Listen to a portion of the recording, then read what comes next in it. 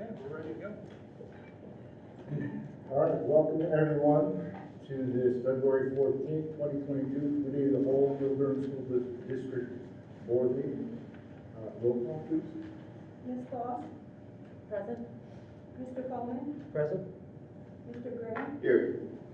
Mr. Lorenzen? Here. Mr. Murphy? Here. Mr. Federini? Here. Ms. Roberts? Here. Please stand for the pledge.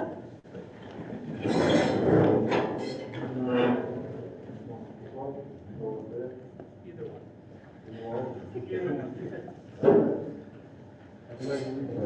To the flag of the United States of America and to the republic for which it stands, one nation, under God, indivisible, with liberty and justice for all. Thank you.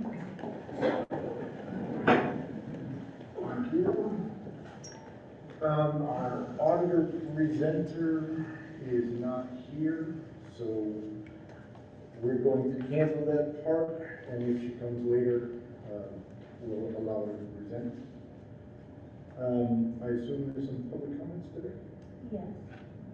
We have first Mr. John Ruggles.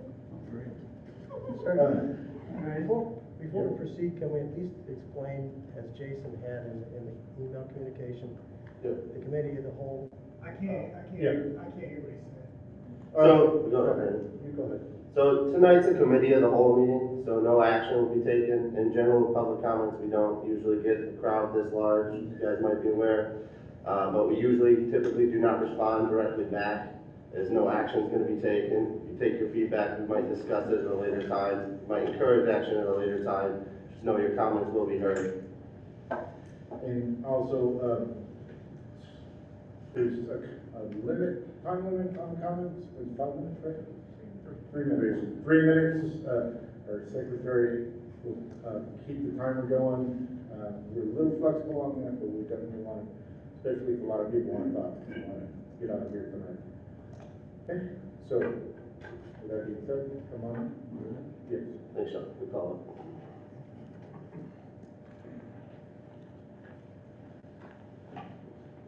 Hello, my name is John Ruggles. I didn't expect to speak tonight. I saw that there was a box that I could. I've been in sales for 15 years, talk to people, no problem. Presentations, and this is the most nervous I've been. I'm serious, it's because I get emotional when we talk about it. I'm mad at myself for waiting this long to come and defend my children. You guys, from what I hear, you're not getting paid. I can't imagine sitting there. I respect all of you for giving your time. I'm trying to give some of mine. I'm disappointed in myself, but I'm here now, and I'm speaking. I think if we leave these masks on our kids even one more day, in my mind, it's abusing them. I see it, I'm shaking about it, right here in front of everybody, because I want these masks off my children. And I think, and I saw the thought exchange. I respect everybody to their opinion. I don't judge what's in someone's heart. I don't think anybody can. I think people are scared. My personal opinion is it's not for a good reason. But I also think if you're going to put a mask on my child, the burden is on you to tell me, not tell me, show me. Everybody says follow the science. I haven't seen, and maybe it's out there, I have not seen one survey.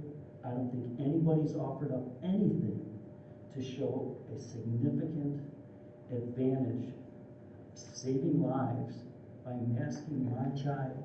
I just found out recently in gym, they're doing like exercises trying to see as fast as they can go with the mask on. Had I known that at the beginning of the year, I think I would have held my kids out of gym. This is where they're breathing heavy and they're sucking that exhaust back in. Now, I don't have studies that saying it's bad for them, but I see a lot of people, I hear a lot of people talking about it. That's not evidence. the same evidence I'm asking for people to give me. But I do know that kids learn by seeing. They learn to read and talk by seeing. The mask on, they can't see. I'm a smiler. When I'm talking, I could be smiling at you, I could be sticking my tongue out at you. As an adult, that makes a difference. Imagine the difference it makes to the kids.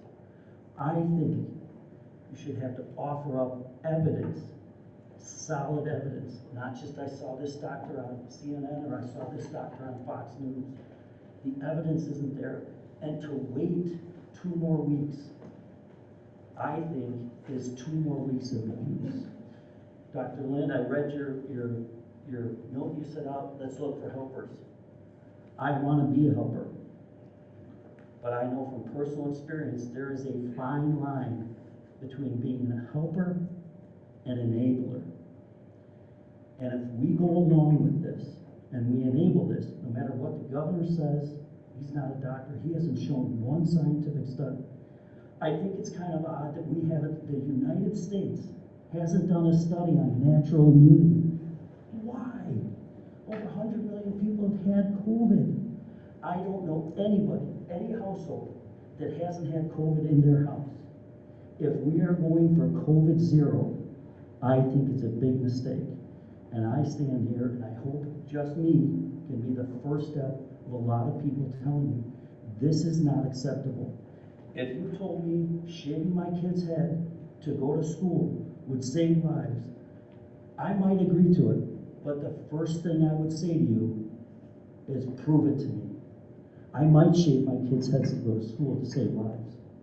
I haven't seen it, and I think it's incumbent upon you guys to prove it to the parents that keeping masks on the kids have a significant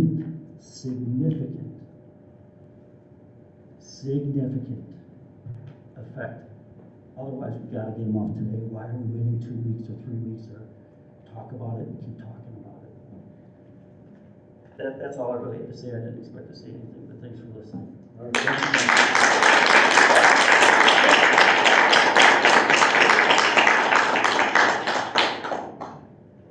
Next, we have Ms. Carol McGill.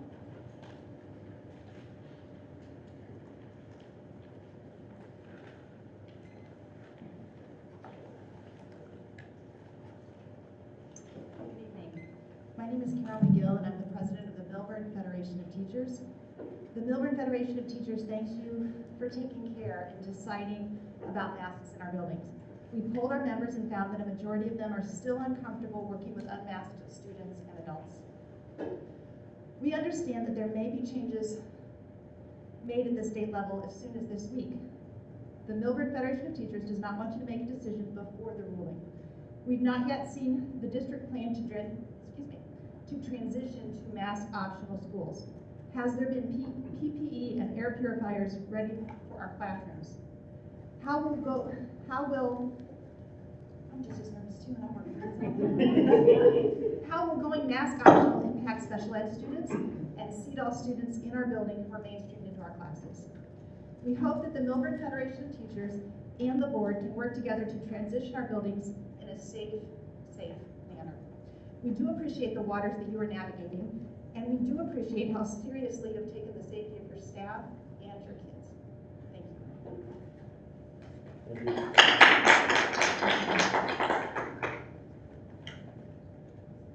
Ms. Lauren Secola.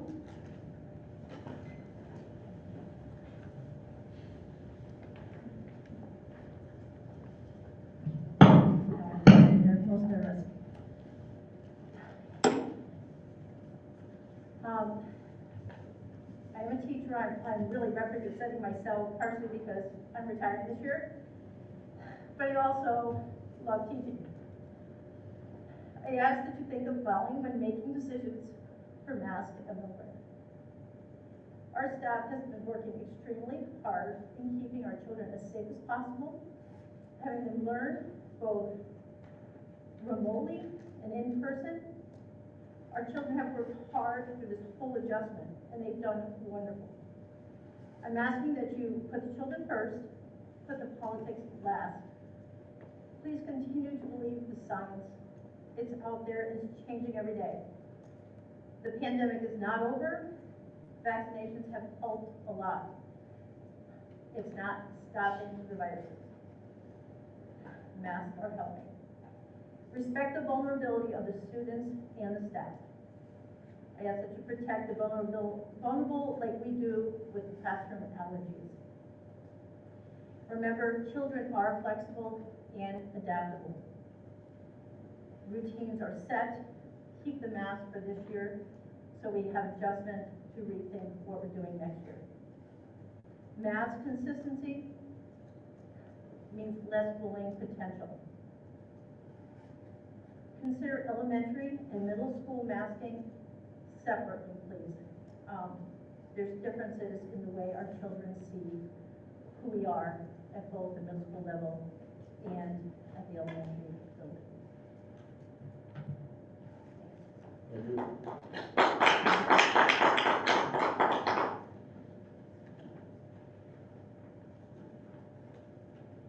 Ms. Lisa Wooster?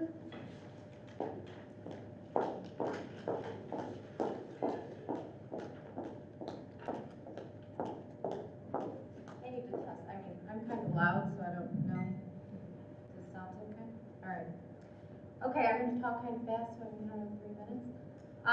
Hi, my name is Lisa Wooster. I've been here before talking about how masks aren't effective in preventing the spread of COVID, in which the CDC now acknowledges that these cloth masks aren't preventing the spread of COVID very effectively.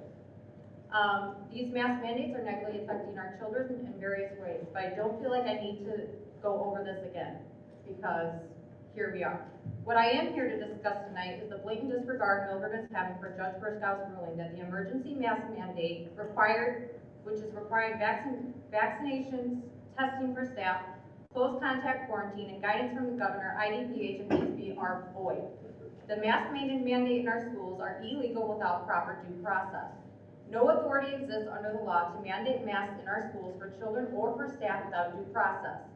Mr. Lind is projecting to the community that the TRO does not apply to Milburn, but he is incorrect. At the bottom of page 28 of her ruling, it says, although this court denied plaintiff's request for class certification, this court has declared IDPH and ISB's emergency rulings void. This is the exact reason you have seen more than 500 school districts across Illinois backtrack and make masks optional, because it opens them up to lawsuits. I really had high hopes for my meetings with Mr. Lind on the topic that he was going to uphold the ruling and make masks optional for Milburn. Clearly, he did not.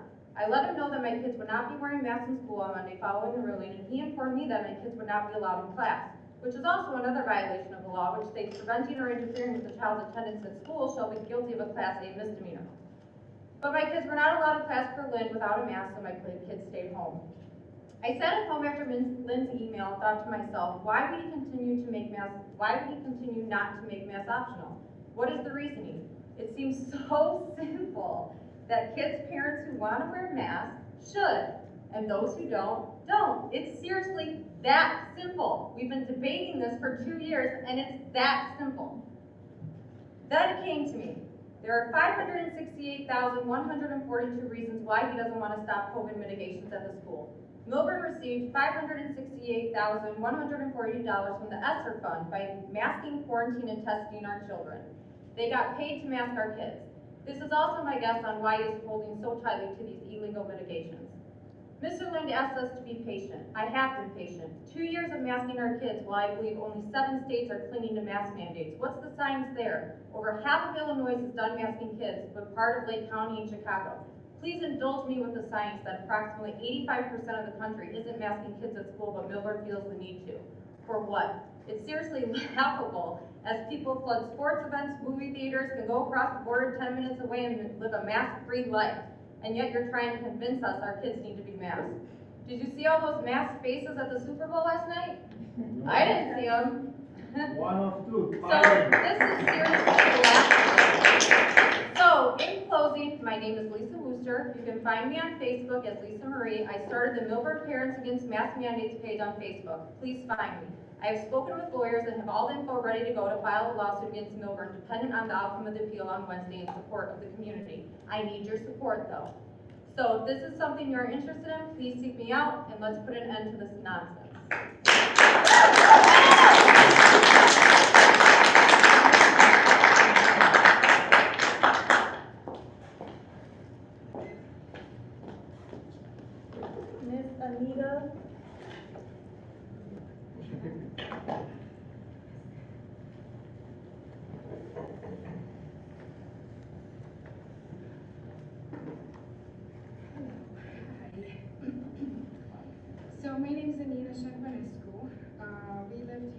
for 5 years. The past 2 years, when the school mandated the mask and the whole thing happened, I took him out of school. We've been homeschooling for 2 years. I have 4 kids. It's really hard. So I don't think masks work. It says so on the box right there for all the masks. There's proof out there, there's scientific proof that they don't work, and like you said, masking them, I think it's child abuse, forcing them to do something that they don't want to do, that they're not comfortable doing. My kid is in 8th grade, the oldest, he's missing his graduation, and he wants to come back to school. My youngest one, he didn't even start school. He's supposed to be in 2nd grade. He doesn't know to go out in the playground, play with kids, laugh and run, make friends. They are registered. I have to go to Wisconsin to Recplex for sports and everything because they don't have masks. So we go there shopping, everything we do there. Because it's just the way it's supposed to be, it's normal. If you want to wear it. If you don't force anybody to do something that they're not comfortable with doing. It's really that easy, simple. And we're doing it for our kids, because it's not right, and they shouldn't grow in a world where they can't see smiles and not be afraid to be with friends and hug and play and run because they might hurt somebody. It's not right. So, thank you so much.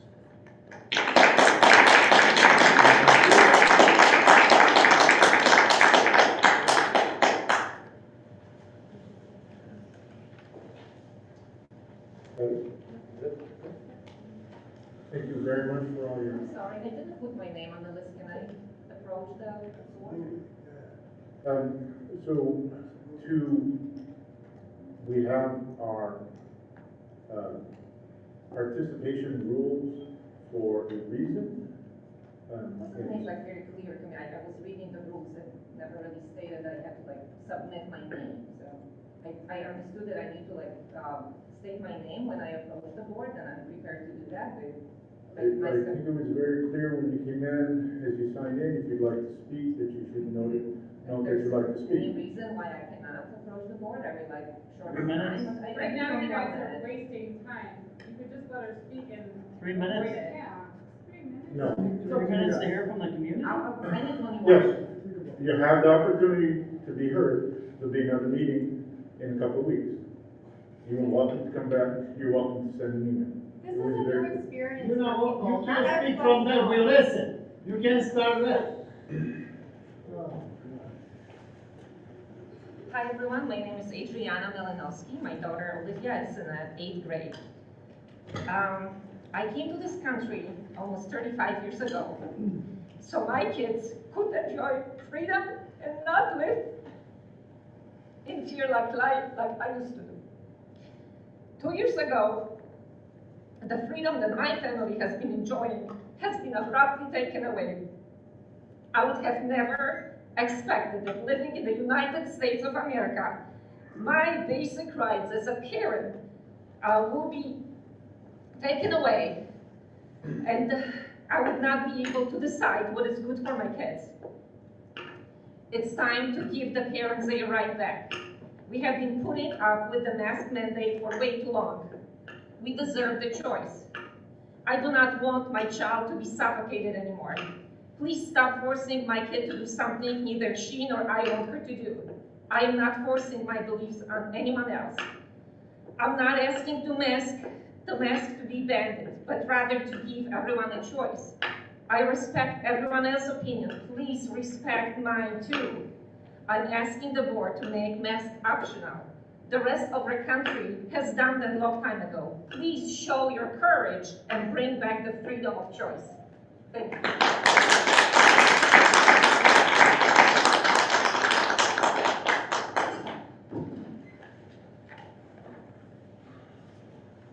Does anyone have any additions?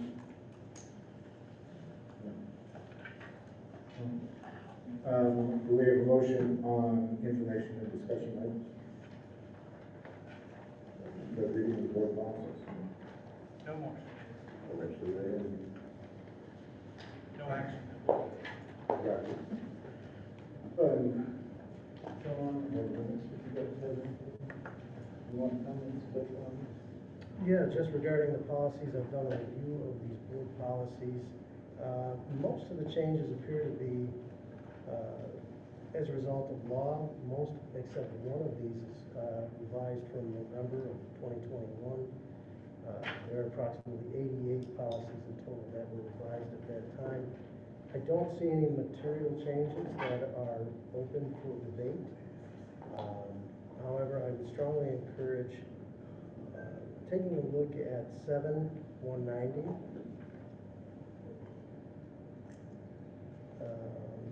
That may be one that could be come up with additional discussion. And that's one I think that requires the most attention and review. But yeah, these are a result of law. These sort of changes and really are not for debate. So I encourage you to review these. Okay. Yeah, I think her. Does anyone else have any comments on our policies there? So as was noted about policy 7.190, I noticed that there is, as it relates to in-school suspension, there's no mention that parents are being notified prior to it being levied against a child. And as was explained to me, that a child would be given the opportunity to respond to the charges that are levied against them before an in-school suspension is handed down, with no mention of bringing a parent or guardian on board to be a part of it. So depending on the age of the child, it's incredibly concerning for me personally, considering I have the only 10-year-old in the entire district who's currently under in-school suspension. And I'm wondering, I don't really know, since this is all very new to me, I'm not really sure what the process is as far as fixing that, because I do think that it's an issue. I have a very big problem with. Is that a personal issue or is that a? Well, no, it's an educational law issue. No, I know, As it relates to. I guess when you mentioned your son, I got lost in the process of the law. Yes, well, that's how I found out about it. So for the sake of item 7A there, I mean, we'd be looking for like, what are you looking to pull from this, and we could, discuss it further.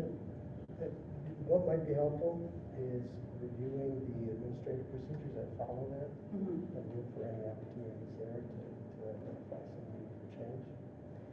But like I say, a lot of these are by law, but certainly when there's procedure in place, those and see Well, that that's, be changed. I have looked over the procedure, and that's kind of why I'm asking about it now, and I do apologize for my general ignorance and the fact that I am so new to this, but I am wanting to know what the procedure would be as far as it relates to changing that policy, or at least including something as it relates to making the parent aware that this is something that is going to happen, or instead of pulling a child aside and giving them the opportunity, at this point could be any age, to answer for their charges, why would a parent or guardian not be noted and offered the opportunity to be present with their child? So you want to, you're proposing changing the language?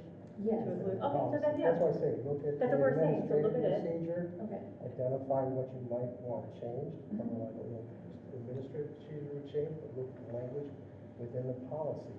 Okay. Propose the solution. Propose a solution to say that you think that parents should be made aware. Okay. But really, your best bet is the administrative procedure and see what you think would need to be changed. Okay. Thank you.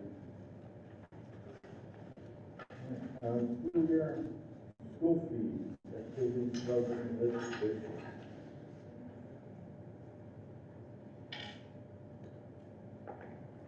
Okay, so we are, once again, it's this time of the year to start talking about school fees. And for next year, because registration is coming up.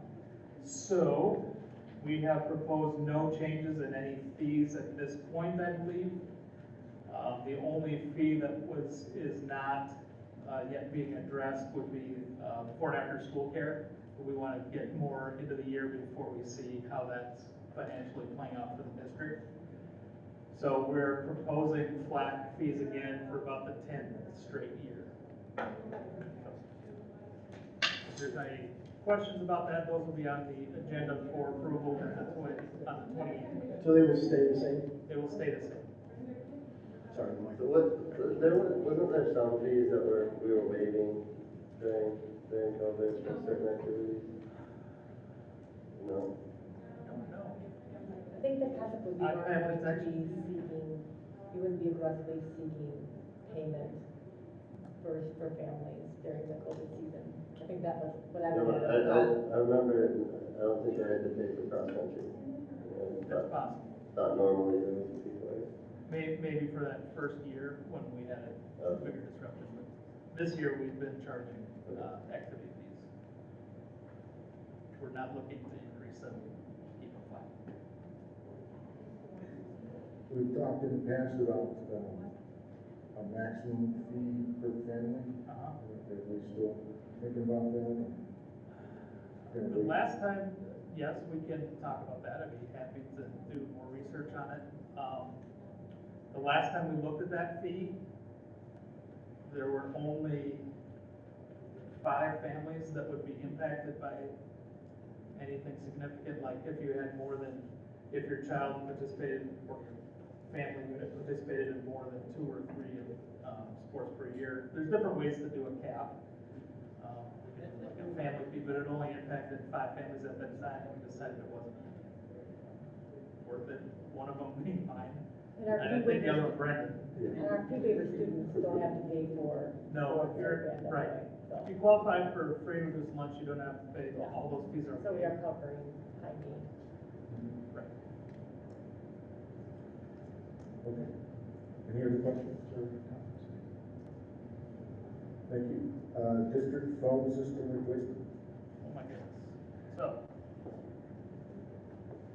I'll let Dr. Johns, do you have anything more, or do you want me just to give a brief overview of that we are looking at different phone systems? It's excessively complicated, and I'm learning a lot about phone systems, and I never wanted to, but here we are. So, we need a phone system next year in a real bad way.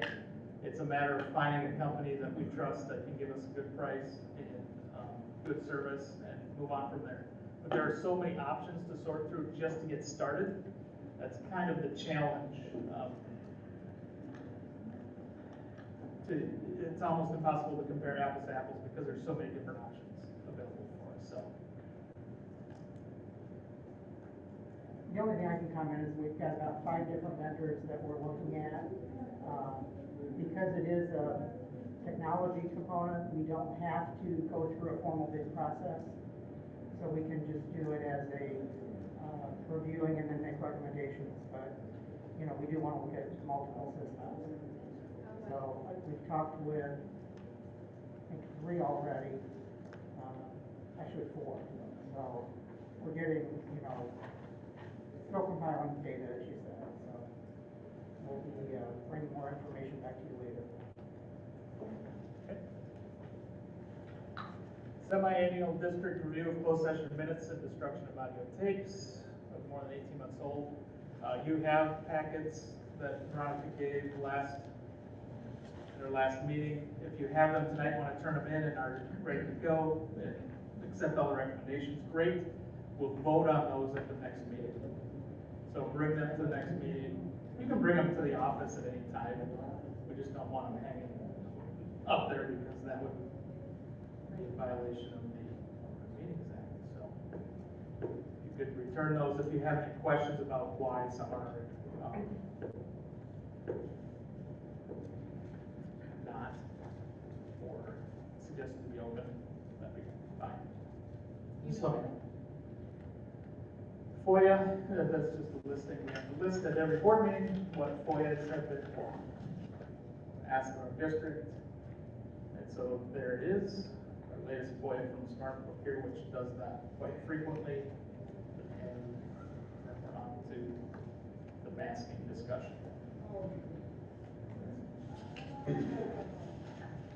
Everybody's here for it. Does anybody want to start off?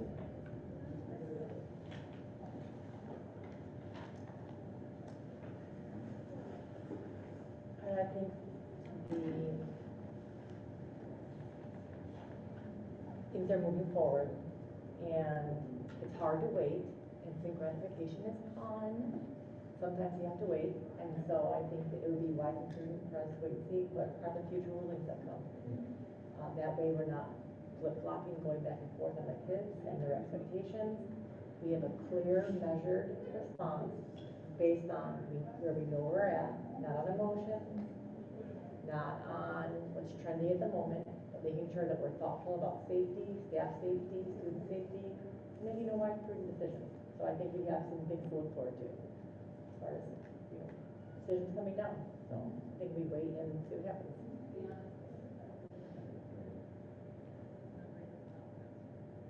I think it's a bit of a challenge when we look at the thought exchange and when we look at least the people who participated tonight, the attendees. I mean, it's relatively split.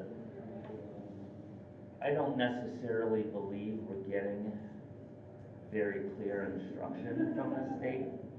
You can look around at districts that are a few miles away that have decided to go maskless or mask optional, wrestling with the same issues that we do, with relatively the same population that we do, right? Arguably more. I think it's a tough decision, and based on the fact that we actually have people attending, which is kind of sweet. I'll be attending in the whole way. We've never had this big of an audience before. It's a little boring. We're just talking. I think it's a challenge. Looking at it like from my point of views, and I know Brenda, you're a teacher as well, we're still masked in Round Lake. It's difficult listening to some of the teachers, some who are retiring, others who are still hanging in there. This has taken a huge toll on everybody, on teachers specifically, but on kids. We won't know this until they're adults. I mean, really what the fallout of this is. Masks worked for Delta, they don't work for Omicron, the molecules are too small, they pass right through. We get this right from the CDC. Virtually, they don't do a whole lot for us other than make us feel better, right? We can see that people are wearing these, we think we're protected.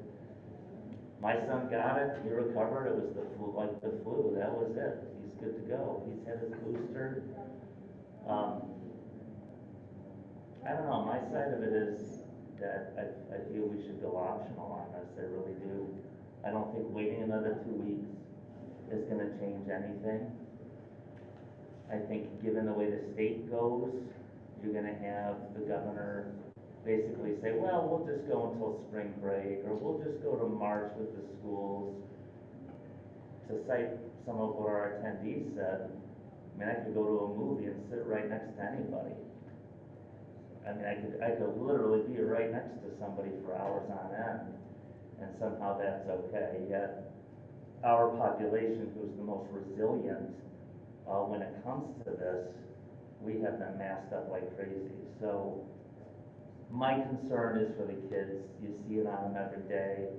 Yeah, they're resilient. Yes, they're flexible. Yes, they'll bounce back. But, everybody kind of has that breaking point. So, I think we really need to consider not waiting for someone else to make this decision, and I think we should follow what at least the advice of some other districts, and say, hey, let's look at our population, and not to be crass, but I don't care much about infected rate. I care about death rate. That's the true test. How many people have passed here in Lindenhurst? How many parents, grandparents? How many students? If we really look at that, then we can make some tough decisions. That's where I stand. There's a difference between though, like, oh, I could go to a movie theater and sit next to somebody, but a movie theater is an option. Public education should be available for everyone, so it's a little different. I mean, it's a little bit of apples and oranges to They say, can always stay home, because be homeschooled, exactly. right? Say again? they can always be homeschooled. You have plenty of parents who said, well, I'm not sending them back, I'm gonna homeschool them, But we or as a throw them into district need to provide, Prince of Peace or something of that nature. but we need to be providing. All I'm saying is, we need to provide a place for students. And I'm not saying that I'm against math, where I work, there's math Oh, no, I optional. understand. And I just saying there's a difference between saying you can go to a movie theater, which you choose to do because you have extra money and you wanna go do it and you wanna relax, versus saying this is a building where we are charged as a district to provide a safe, secure place for students to learn and staff to come teach. I'm just saying there's an apples and orange thing. Sure. I feel like you make a good point, but at the same time, it's very difficult to argue that apples to oranges thing when Milburn, while charged with keeping children safe and healthy to some extent, there's not more of a focus on nutritional health and education as it relates to building the immune system. There's a lot of obsession over making sure that children are in masks no matter what. But I have not seen a single bit of education as it relates to nutrition, vitamins, minerals, supplements, strengthening the immune system, rebuilding the immune system, healing the immune system. There are several other options available as it relates to creating a safe and a healthy environment for children in a way that is much longer lasting than simply slapping a mask on them. I have not seen any of those innovations put forth. So while I understand what you're saying as far as measuring something apples and oranges, you can go to a movie theater, but you don't have to. Kathy, you're not even honoring the rules that Milburn has in place right now, and you're a board member. You should be wearing a mask. So you're not showing respect right now. You're not showing respect to the policies and the procedures that we've set in place for this With very all due meeting. respect, school policy does not usurp state law. Okay, you're right. All good. So I think it's really easy to go off track in regards to our justification for how we feel about this, right? You could easily say, you feel one thing, looked at something, it makes you feel a certain way. You're entitled to those opinions. We as a school district have to do what's best for the community at large. It's personal, it's kind of irrelevant. We have to look at the community at large, and that's the position that we're in. I agree with you. All right, but I think that we all need to do a good job of keeping that in mind when we make our points. That we're speaking about the school district at large. We're not talking about our own personal situations. I understand that, Okay. and I'm not talking about my own personal situation. I understand that the community as a whole is literally split down the middle 50-50. Okay, that's great. And the governor's ruling, which we've been abiding by, hasn't changed. And the governor does not. That's where we're getting into the personal things. The district is abiding by the governor's We have checks and mandate. balances for a reason. That's not a personal thing, that's fact. Local The government executive branch does not make law. is really at the mercy of the state government. Is it? Because And if we need to discuss that further, maybe we could do it offline. That's, is really as brass tacks as you can make it. We as a school district, we're as minuscule of a governing body as it possibly can get, right? You start to go against the state or the county and their guidelines, there's ramifications for that, regardless of how it impacts us personally. And stepping back and seeing the community as large, you have to want what's best for the community. That's why we're in these chairs.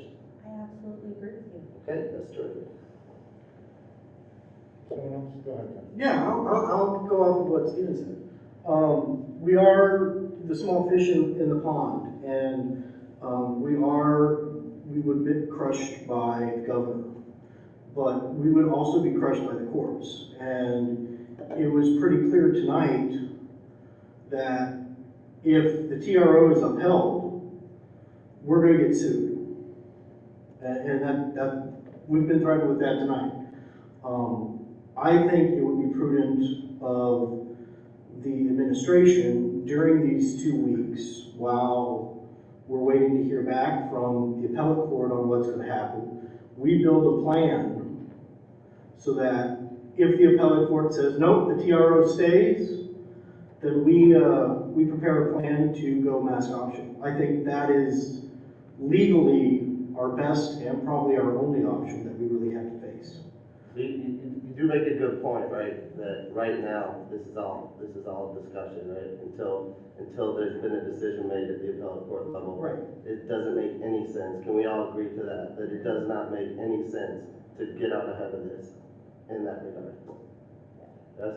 I think so. I think we should be prepared for both. Obviously, if the appellate court says, hey, governor's right, you guys can't do it, sorry, then we're gonna get squished by the governor and we should stay where we're at. If the appellate court says, no, the TRO stays, and it's gonna take, what, the rest of the school year to go through, then we need to prepare a plan to go through the rest of the school year as mask option. And I think that's, to me, that's the most common sense position, because if we don't, we're gonna get sued. And the first thing they'll do is they'll hold up the TRO against us and say, you have a court order to do this, we want Milburn and joined to this, and we'll lose in about 5 minutes. So I think it's prudent of us to take the next 2 weeks. We can't do anything about it tonight, but we instruct the administration to prepare a plan to come up with what a mask optional Milburn would look like going forward for the rest of the year. I think that's for my ideas, that's the wisest position that we can go to.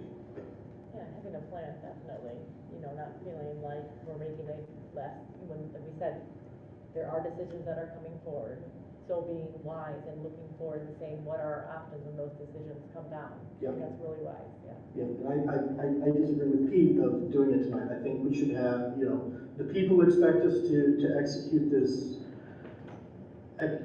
properly. And I think that during the 2 weeks, the administration can come up with, all right, what would a mask optional Milburn look like? And I think that's what we should, I don't know if can we instruct you guys to do that tonight, or? Yeah, we've already started. Okay, so, I think that's where we legally need to be. Yeah, and I would say, I think throughout this entire ordeal, we have sought authority that should be governing in these areas. First, we had the authority of the governor's mandate, which is interesting. As I look at this, there are only 6 states out of 50 that currently have indoor mask mandates that are universally applied. 6 out of 50. So I look at the infection rates among those states that have mask mandates versus those that don't. I don't see a significant difference. However, as I've pressed in the past, that we need to have good legal standing. Each of us as a member of the school board have a responsibility to the community, not only to the children, to the teachers, but also as taxpayers. And I think it would be very unwise to put ourselves at risk of lawsuits by choosing to go against whatever the courts decide to rule. I'm not a fan of mandates, gubernatorial or presidential, or executive orders. However, those at least are a form of direction to be considered, to be applied. I think to depart from them without the blessing of a court is unwise, and I wouldn't recommend that. I wouldn't vote for it. However, I think the other thing to keep in mind here is that applying mask optional doesn't deny anyone of affording themselves the protection that they believe comes from a mask. If people are willing to accept the risk. I had gone to a Pittsburgh Steelers game. It was a life dream. I attended in the stadium with 68,000 people. I didn't get COVID. Went to a Stones concert. Again, I don't live a charmed life. This was, decisions that came after my father passed away. But I attended that with approximately 50,000 people, and I didn't get COVID yet. There was this very small window of time where I went somewhere else and normally was masked up all the time, and I came down with COVID. So I think, we hear appeals for following the science, and I'd say that science has evolved, as well as the virus itself and its different variants. There's very different behavior or manifestations within the community with the Omicron variant than there was before. I mean, I didn't know anyone who got it before, and yet with the Omicron variant, my family was impacted by it, and really all of my close family was as well. And if we were to do contact tracing, it was not in a time period where we had been together. So I think you absolutely have to consider the legal aspects of this. And in that discussion, Stephen was right and Cassie was right. Both were right. And I think we need to really listen and look at these arguments and understand that we can be right. I think it also makes it harder. Good because intentions. People can be on opposite ends and still be on the same That's page right. and still both be right. Yeah, that's right. And I think that's what makes this so hard. Yeah, that's right. So I would hope we would give thoughtful consideration to whatever the appellate court rules and abide by that. And again, going mask optional doesn't deny anyone the right of either wearing a mask or not wearing a mask. And I think, Dr. Lynn, in your communication, saying that even if we went mask optional, or whatever course that we take, that we would still be very diligent in the cleaning, distancing, and so, I think that's the right direction to go. So, but 2 weeks, we have the ability to vote on this. This form doesn't allow us to do that. So I think that's a big part of it, and I think that I myself, if I was to offer personal anecdotes, would say, I'm comfortable with losing it. But we heard from the teachers union tonight saying that they want to wait until the governor repeals it. They've been leading us through this entire thing. We have to take them into account as well, not just one way or the other. I'm really trying hard not to get into it, but it has to be universal to be effective. As soon as you make it mask optional, it does defeat the purpose a little bit, unless the people that are wearing masks are wearing fitted masks that, like you talked about the particles, that we're going to talk about it like we actually understand concepts that are like over all of our heads. I've done a lot of personal I things. think we understand that. These kids aren't wearing masks correctly. No, I mean, that's a fair point, They're right? not wearing, I mean, And we're getting to teachers aren't wearing them correctly. I'm wearing them now. My point is this, to clarify, I'm not saying, oh yeah, let's get rid of them, woo-hoo, tomorrow. This is a committee of the whole, we're supposed to talk about this stuff. That's why we're here. And if we're really going to look at this, then we really need to look at it. Then we need to say, I'm gonna take whatever my motivation is, as an individual, as a board member, as a father, as a parent to a kid here, and we need to take all that and kind of like put that aside and say, what is the legit real data? There's what, 5 states in the whole US? Six, and we're one of them? But So there's like we don't live in those states. I understand there's this special Illinois thing. And maybe I agree with you, for what I'm argument's saying is sake, maybe I agree with you, but we don't reside in a state that's. But Stephen, the point I was making is that when we look at these facts and figures, and people question the effectiveness of the mask, I'd say we're one of 6, 44 other states, and I look at the rates of infection, and I would invite everyone to go out to the CDC, look at rates of infection by state, and then also the number of tests per 100,000 residents, to get a sense of how diligent they have been in testing and pursuing that to gather those facts. But that's one piece of evidence that should be considered. And I would, as you said, that you believe that not applying masks universally will not be effective. If you go the mask optional route. If you have evidence of that, if you have You know, any kind of research that you looked at, and you're a smart guy, I don't question that for a minute. But if you have that, I think maybe we should post that. As we collect this evidence, as we collect information, let's post it out on the shared drive. So that we can all take a I think look that would at that. help everybody, if we had like a, Start speaking the same language. start dumping it all in there, whatever we have as far as sources, data, et cetera. And then that way we can really all read up on it, you know? I do I believe think that. that we're burdening staff further than Well, to appease our own non-decision. I think that we've all kind of agreed that right now, it doesn't make sense to change anything. So, and I think that Jason and the administration have been doing a fantastic job both fielding the fire that's been coming in. We're one community. This is, you know, this is a divisive topic, and it really shouldn't be, because if we could just get out of the tunnel vision that we're in now and try to look ahead of the spring. February 28th, maps are coming off in Illinois, right? No, The school will follow. Not for school. Not for schools. No. If I had finished my sentence, you would have heard me say, schools will follow before you started jumping at me. This pandemic has been impacting all of us.